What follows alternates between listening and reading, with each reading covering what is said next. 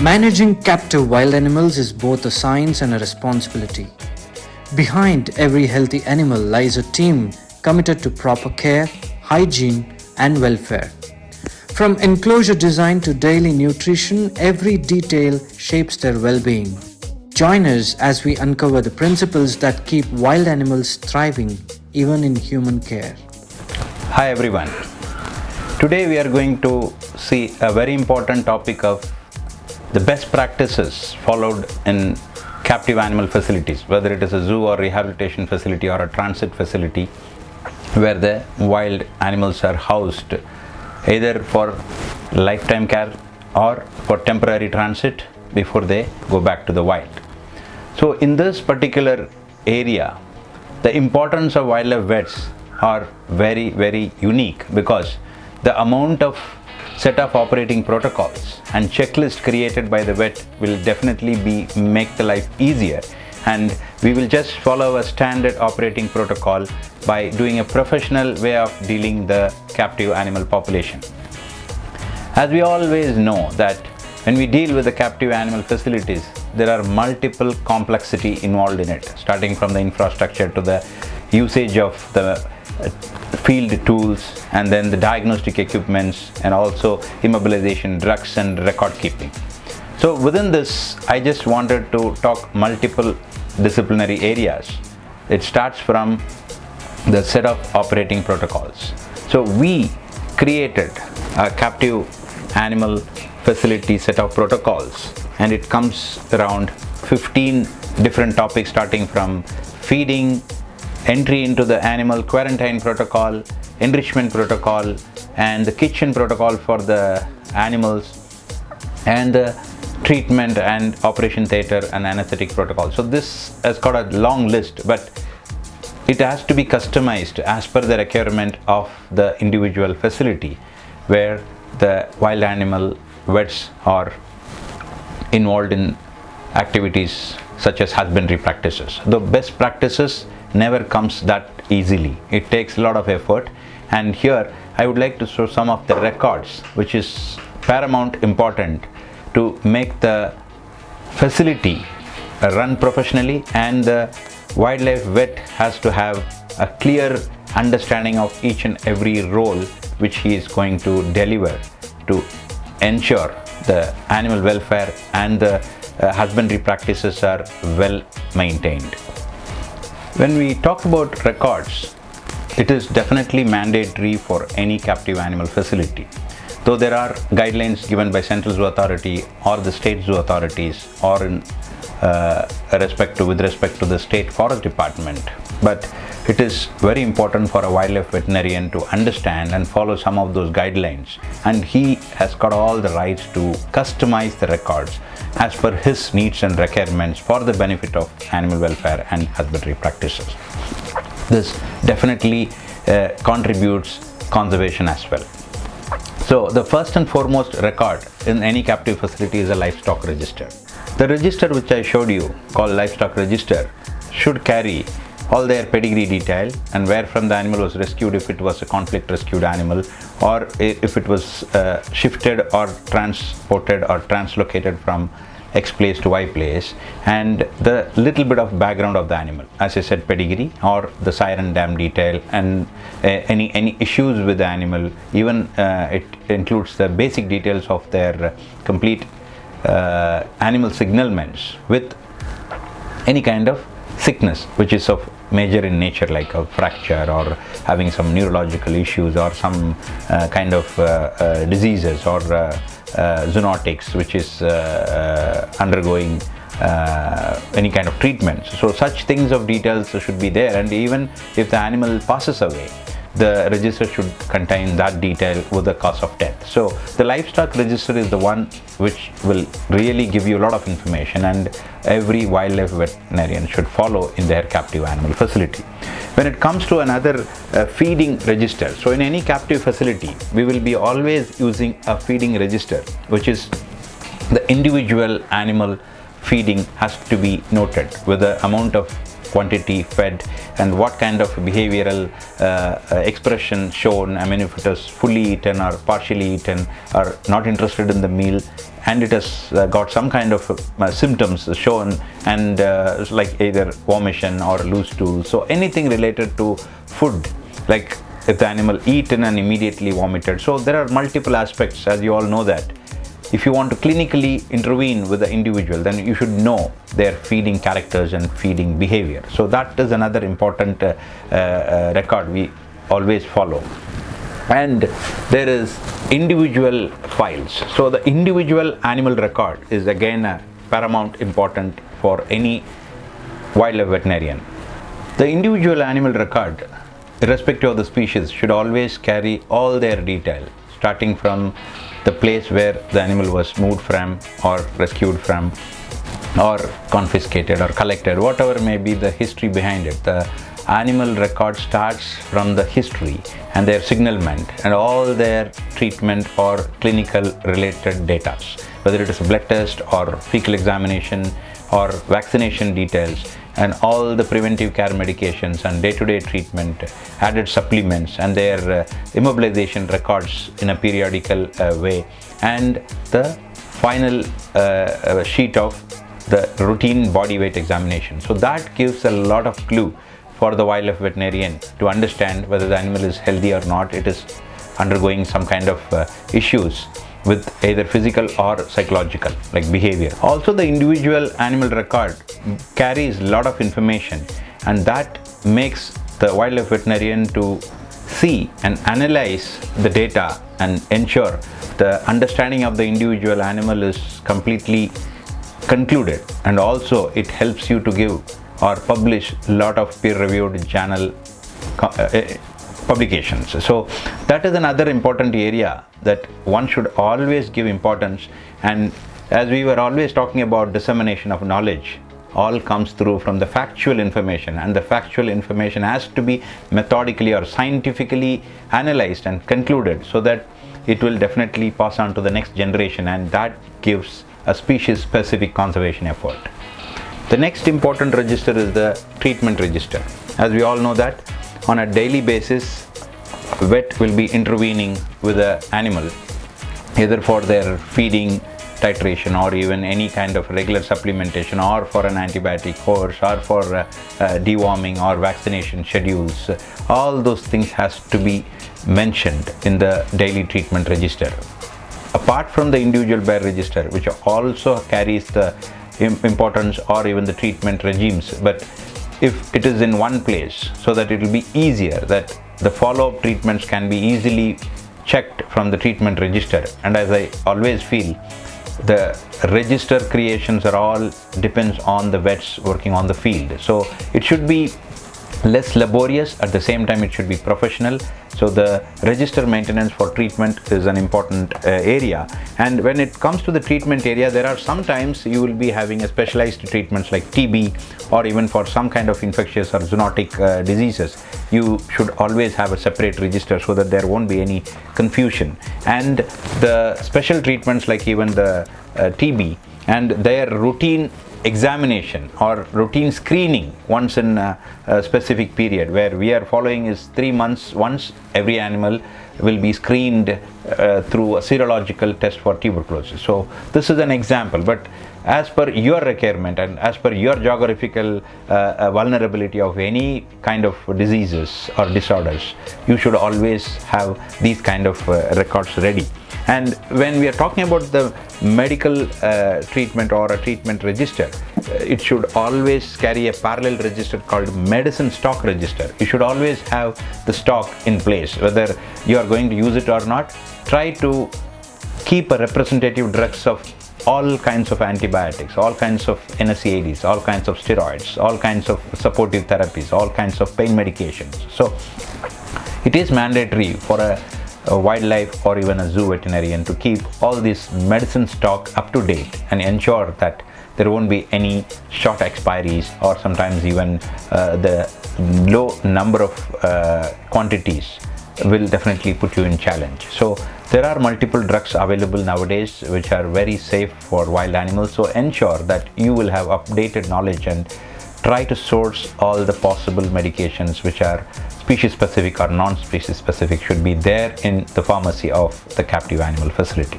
When we are talking about the medicine stock register, it's another important area of keeping an anesthetic stock register. As we all know that the anesthetics used in the wildlife veterinary practice needs a clear record, because that puts the wildlife veterinarian at risk at many point of time, because these drugs are narcotics, and the narcotic records are really important for any animal facility. So I would really recommend all the captive animal veterinarians to ensure that they have a separate anesthetic record notebook, and also the narcotics are clearly mentioned with each and every vial and each and every ml of this drug, so that there won't be any complications in future, or sometimes it may not lead to any legal complications. The another register called anthelmintic register, as I said, it's again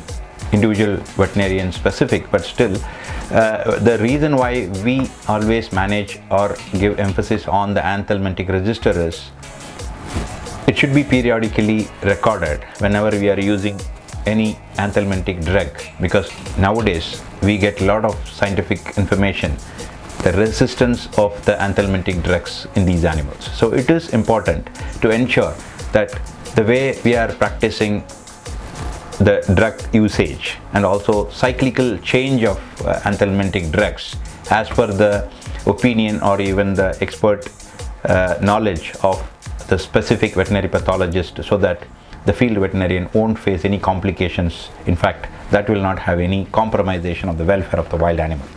And all the other special registers, I would like to emphasize here that we have registers like blood gas analyzer and even the honey test records, and also the laboratory investigation registers whenever we are going for CT or MRI examinations. So these all specialized procedure. If you have a record in a very professional way, then it will be easier to reconcile all the information, and any day if you want to do a scientific publication, then these data will be in one place, and it is easy to order it and easy to analyze the data, and then you can definitely publish it. And as I always feel, publication is a very good tool to pass the knowledge to another generation, because reaching out to every individual veterinarian is impossible. So do the analysis and then get the publication done in a very good peer-reviewed wildlife journals, then definitely the information will be disseminated to the whole world. And when it comes to special registers, in fact, we can even create a protocol registers of different areas which wildlife veterinarians are interested. And one final last register is a PM register that I always feel that the post-mortem will give you enough of information. Though I put in almost 2 decades of experience or even exposure to sloth bear husbandry practices and disease management, every day I am learning, and most of the learnings are from live animals, and many of my learnings are from the dead animals. So even in fact, you know, the famous publication of our Dr. Parag Nigam and Dr. Srivastav is a wonderful book called Learning from the Dead. So it is really true that you should learn a lot from by conducting a scientific and professional way of necropsy or postmortem, and collect the samples and send it to laboratories where they were really specialized, like whether it is forensic or histopathology. Make your list of laboratories to send these samples, and then the entire idea of making a post-mortem in a very professional way is to learn and send the laboratory samples to an appropriate lab to get the cause of death or even the changes happening whether it is in a grass level or even a microscopic level, you will learn a lot, and that will definitely save the individual or even the species in a holistic way, and that definitely contributes to the conservation of wildlife, at least within the country. Now we are going to discuss about the operant conditioning or positive conditioning and its benefits for effective veterinary care for any captive animals, be it big cats, elephants or sloth bears, or any other small mammals also can be easily trained for behavioral expressions, so that it will be easier for the vet to do good veterinary health care for these captive animals. The benefits of operant conditioning is primarily the safe alternative, because we don't need to restrain the animal each and every time for a smaller procedures, whether it is invasive or non-invasive. And the reduction of the risk of anesthesia is always there, because we know that there are some reactions by the animal because of different anesthetics, and also many times we may not know the complete blood picture or even a chest radiography or any other basic investigation procedures before we put the animal under anesthesia. So this is always important. When we do some behavioral training for these animals, it will be beneficial for the veterinarian and also to the animal. And the third important point is the stress-free procedure for both the animal and the caretaker. So whether it is a curator or even an animal care staff who is interested in doing this behavioral training, as I said, whether it is invasive or non-invasive.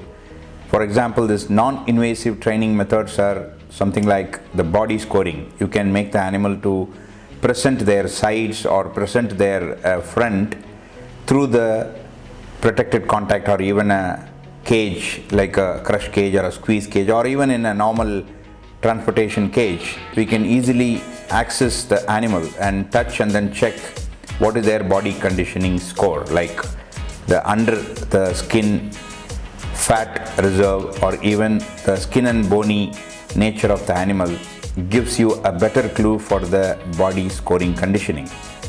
And the other non-invasive methods like even open mouth examination, because we can make the animal to open the mouth and ensure the oral cavity is clean and the dental examination is possible, whether it is to do the procedure for dental or even post-dental procedures. We can always examine the animal for post-operative improvement. And other non-invasive procedures like even blood pressure monitoring and fixing a pulse oximeter equipment to find the oxygen saturation of the animal, like SpO2, and even oxygen therapy at times were very useful, because even in the pandemic COVID-19 time, whenever there is an animal with a lot of respiratory issues, this oxygen therapy can also be utilized through behavioral training, because we don't need to sedate the animal to put the oxygen therapy on. So it is beneficial if we can do the behavioral training of the animal to accept the oxygen therapy access through a mask, then it will be beneficial. And a simple auscultation or even rectal body temperature taking, ultrasonography, and also the brushing of the teeth and even radiographic procedures makes this behavioral training very comfortable and beneficial for the veterinarians. And the other benefits like the animal conditioned for the clicker sound or even through the target training makes them more comfortable and easy to train. And every operant conditioning procedure takes 5 to 6 weeks for a particular behavior to get expressed by the animal. And it is easier, and then once the animal builds the trust, then it will be easier for the caretaker or even the conditioner to ensure the animal is very comfortable in expressing some kind of target-based behavioral training. And there are multiple steps involved in each and every conditioning procedure. Here I would like to just show the slide for the operant conditioning of the blood draw done in these rescued sloth bears, and the treat, especially dates or even the clicker sound or even the honey or even the peanut butter. So whatever the animal likes, we need to use them as a treat to train, so that the animal will be definitely get motivated whenever they are doing some kind of expressive behavioral training, and the hand will be given to the caretaker, and then they will touch the hand of the animal caretaker or even the operant conditioning trainer, and every time when they achieve that, they will be getting a reward through a clicker sound or even a edible treat. So that kind of motivation is always necessary to achieve any kind of behavioral training, and they will definitely associate the procedure with the food or the treat they are getting.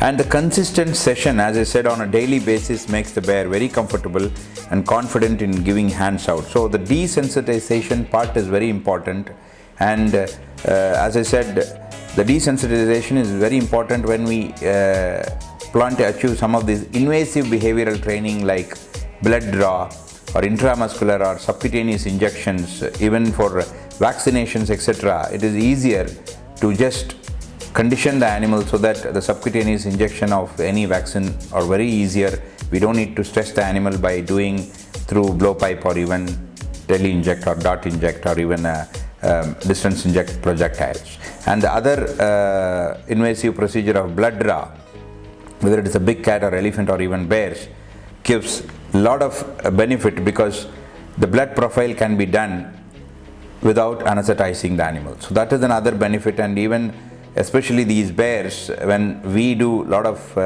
repetitive TB test kit through a rapid test kits, every third month we need to draw an ml of blood, and then it is easier if we can condition the animal for a blood draw, and then we can do the blood test or even the TB test once in 3 months in order to check their health status on a routine basis for treatment. And once the conditioning is achieved through desensitization of the body part, then we can use the clipper or even a regular scissor to clip the fur, and then the cephalic vein in the forelimb or even saphenous vein in the hind limb can be used for blood collection. And here you can see that achieved in less than 4 to 6 weeks. So such kind of benefits are always there, and then this can be used in all species when they are in captive animal health. The best practices followed in captive wildlife management. As we all know that the best practices should be tailored to specific species, environmental context and facility goals, while emphasizing the 3 pillars of captive wildlife management, which was welfare, health and conservation. So here I would like to talk some of the best practices which we need to follow in order to achieve a good wildlife health management with respect to animal welfare, preventive diseases, outbreaks and promote conservation goals. The first best practice which is really important in my opinion is the facility design and the maintenance. This provides enclosures mimicking natural habitat to meet species-specific physical and psychological needs. You can see here the picture shows the Wildlife SOS Elephant Conservation Care Center in an aerial view, which is very well planned and designed, which almost makes the animal happier in this environment, which is very close to the natural habitat. And the maintenance of optimal enclosure size, ventilation, humidity, lighting and temperature conditions makes the design very animal friendly. And also the design specifics to prevent interspecies aggression and minimize stress from public interaction. And we all know that even the Central Zoo Authority has actually given a wonderful guidelines to create facilities and the enclosure sizes and specification for species concern. The second best practice is the regular health monitoring.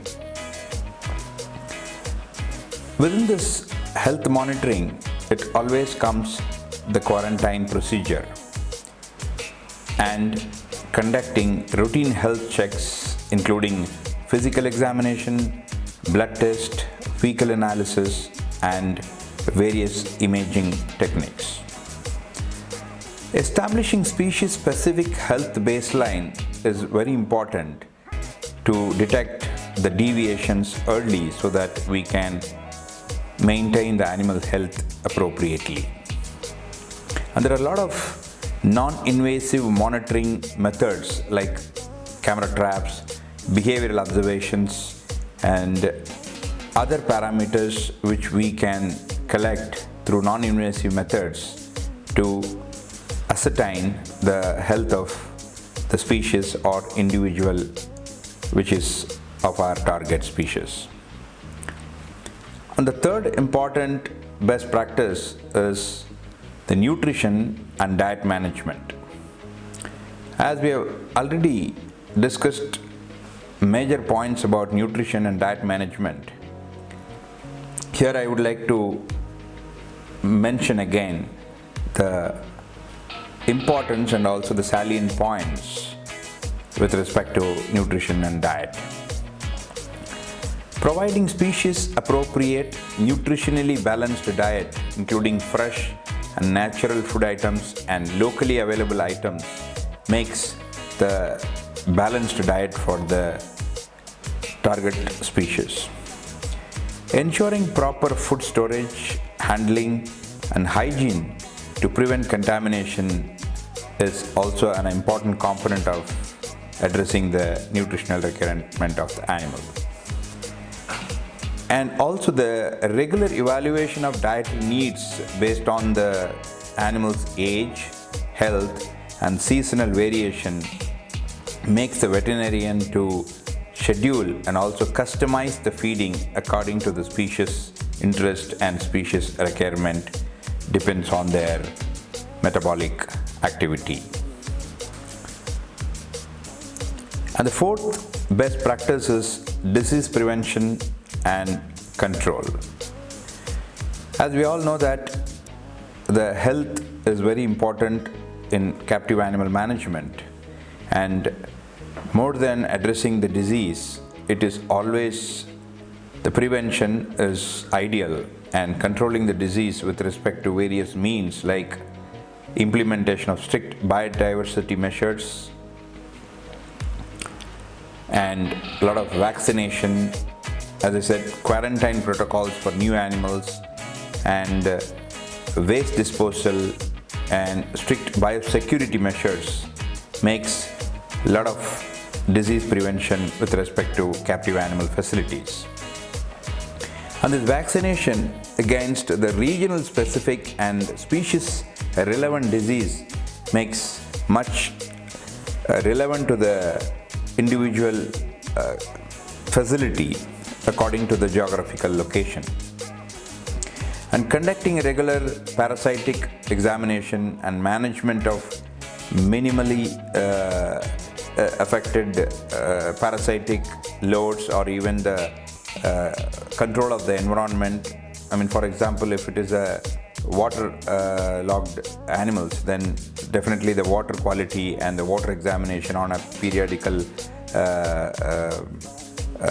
phase is very important to minimize the disruption to the natural microbiomes and make sure that the parasitic control within the animal's gut is managed well. The fifth best practice is the behavioral enrichment and mental health. As we all know that enclosure enrichment makes a major change in the animal's quality of life, because as we all know that 5 freedoms are important whenever we are talking about the captive animal welfare and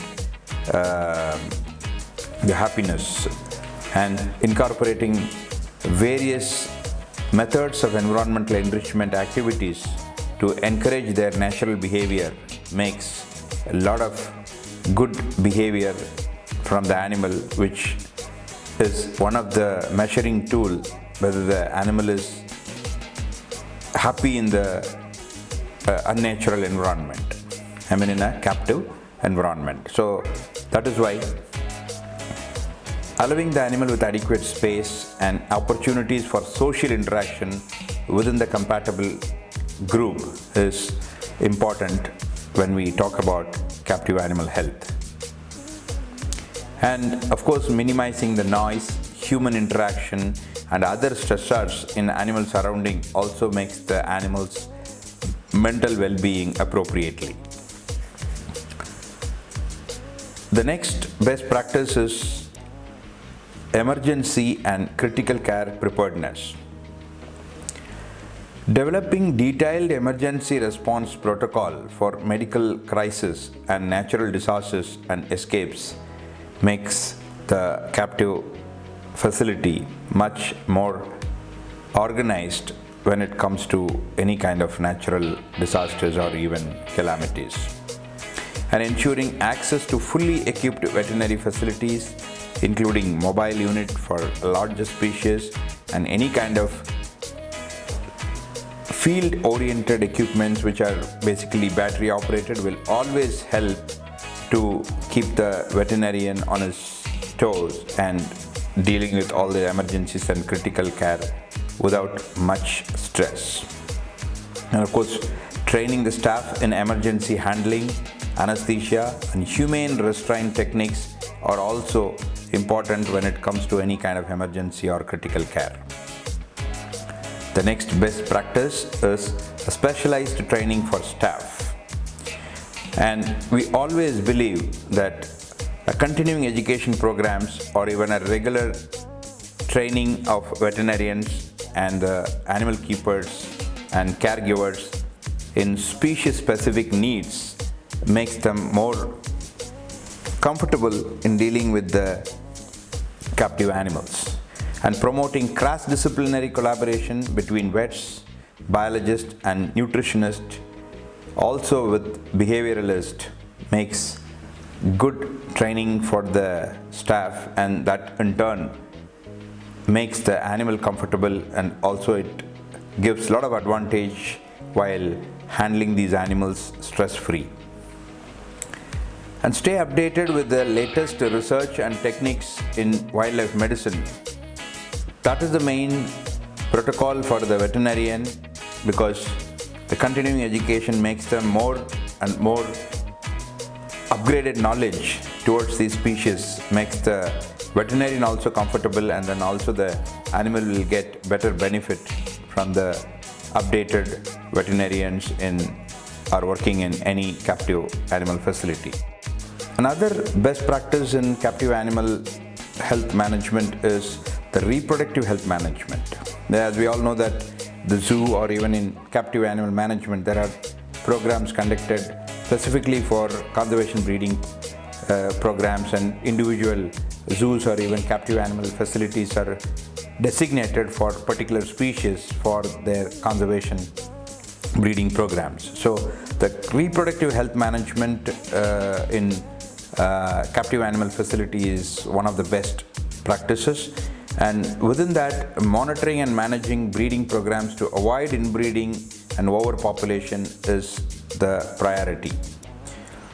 And the second one is using of technologies like assisted reproductive techniques like artificial insemination when needed to be conserve genetic diversity is part of this reproductive health management. And the last point is the performance of neutering or contraception for non-breeding animals whenever it is necessary, need to be implemented so that the reproductive health management of the captive animal population will be well maintained. The other best practice is record keeping and health documentation. We have already seen a lot about record keeping and health documentation because that gives a lot of knowledge to the future generation, and also the vet who is taking charge of this captive animal facility, and maintaining a detailed medical record including vaccination history, health checks and treatments makes the life of the veterinarian much more easier. And then these kind of documentation facilitates a lot of data collection and also scientific publications in order to give the dissemination of knowledge to the younger generation, so that a new vet or an emerging wildlife vet can always get benefit out of these record keeping and health documentation. And in fact, there are a lot of software and systems and programs that are available even to ensure these data are stored systematically, and it is easy to retrieve the large data so that we can even analyze the data in a wider perspective, and then that gives a lot of knowledge and also a conclusion when it comes to animal health and also the inventory management. The other best practice is ethical considerations of all these captive animal facilities, like prioritizing animal welfare and avoid practices causing undue stress or harm to the captive animal is one of the best practice, and limit or eliminate breeding in facilities that do not align with conservation goals. So that is again another ethical consideration when it comes to captive animal health management, and we need to justify any invasive procedures with a clear and scientific or medical purposes, so that the ethical consideration is always upheld in front of any captive animals with respect to this ethicality of managing the captive animal population. The other best practice is collaboration with conservation and research organizations. There are a lot of conservation non-governmental organizations and government agencies to exchange knowledge and resources. The best example is Wildlife SOS, and they do have a lot of collaboration with a lot of institutes for their experts contribution, and also collaborative research works in order to exchange knowledge and also gain a lot of resources and databases to do a scientific publication, so that the dissemination of the knowledge and species-specific conservation efforts are really made successfully.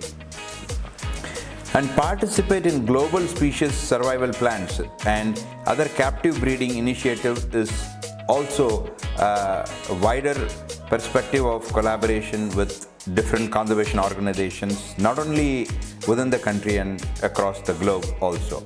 And use of captive animals to educate the public on conservation while limiting exploitative interactions with the public, especially the kids, and then a lot of corporate social responsibility teams from different corporates, and a lot of staff in-house trainings, and a lot of multidisciplinary staff training programs will all be a positive collaboration, and it disseminates knowledge and also spread awareness among the stakeholders with respect to captive animal health and management. One other best practice is the regular facility inspection and licensing. As we know that the Central Zoo Authority or even a state zoo authorities or captive animal authorities, like for example in Karnataka it's Zoo Authority of Karnataka, and then in Tamil Nadu it is Zoo Authority of Tamil Nadu. So the state-wise regulatory authorities, apart from the Central Zoo Authorities and even Ministry of Environment and Forest, can always inspect and then appropriately advise and give guidelines in order to make the facility much friendly to the animal as well as the visitors, to achieve a better conservation goal. So these licensing programs are always important, and recognition from the Central Zoo Authority as per the Indian Wildlife Protection Act makes it a very good practice in order to maintain a good and healthy population of captive animal management. And the other best practice is public education and engagement. So all these captive animal facilities definitely need to engage public, whether it is kids or even teenage groups or even an adult or adolescents. People needs a lot of education irrespective of their academic education or qualification. It definitely promotes conservation awareness through a visitors program or even volunteering programs while minimizing wildlife disturbances, because sometimes the public education or even in the name of public engagement, the animals should never get an additional stress in captive animal facility. So it has to be designed as per the regulations of the zoo as well as the wildlife species in mind, so that the disturbance will be minimized or it will be nil. So ensuring public access does not compromise animal health or even welfare. So that is another important aspect which we need to keep it in mind while conducting any public education and awareness programs. And the last, the best practice is end of the life care of these captive animals. So there should be a program or even a protocol that a humane euthanasia protocols for terminally ill or suffering animals is really must. And then there is a provision in the Central Zoo Authority Blue Book guidelines and also in Wildlife Protection Act that the end of life care with respect to humane euthanasia is always possible. In fact, I remember during my course of action that one terminally ill tiger, which was a rescued tiger and was suffering because of this chronic renal failure. And as we all know that protein restriction is impossible, and when they are eating all raw meat for big cats, it is impossible to manage the chronic renal failure in case of big cats in the wild. So it was decided to put the animal into sleep, and then the humane euthanasia was practiced based on the protocol of getting a team chaired by Chief Wildlife Warden of the state, and then multiple veterinarians, and also a participation of an NGO. So all those team members will ensure and then give all their concerns about the humane euthanasia protocol of this particular tiger, and it was done peacefully, and then we made the animal to undergo the procedure of humane euthanasia, and then the rituals were followed appropriately. And we should provide opportunities for natural aging in a stress-free environment. So that is the goal of this end-of-life care. So the provision of natural aging in a stress-free environment is important by achieving a lot of captive animal health best practices like enrichment and appropriate nutrition, and then ensuring that the social interaction, and then giving the freedom to express their natural behavior. All those things are very, very important. So in nutshell, the best practices should be tailored to species-specific environmental context and facility goals, while emphasizing the three pillars of the captive wild animal management, which I already mentioned while beginning of this talk. And then the three pillars are welfare, health, and conservation. So hope this best practices will remind us all about the important aspects of captive animal health management in any captive facilities or rescue and rehabilitation facility.